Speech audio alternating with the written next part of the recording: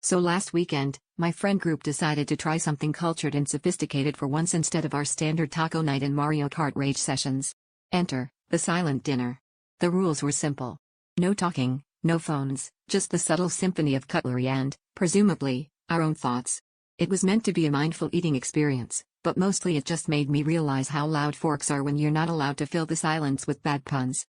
Things started off surprisingly well. We all showed up in our best I'm here to eat, not speak attire, which is basically sweatpants and a look of mild existential dread.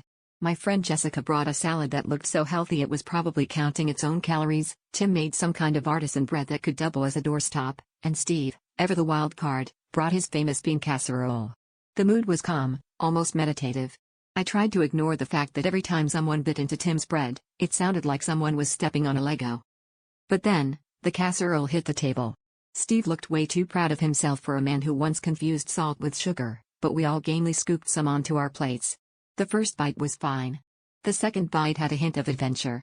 By the third bite, I noticed a few people shifting uncomfortably in their seats. I started around the table. A bead of sweat appeared on Tim's forehead.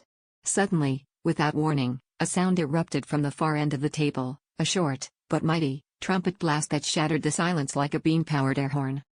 Everyone froze. There was a brief moment where we all tried to keep the silent part alive, but then Jessica snorted, Steve started giggling, and Tim, who had been the source of the noise, just shrugged and said, "Guess that's what you call a musical chairs situation."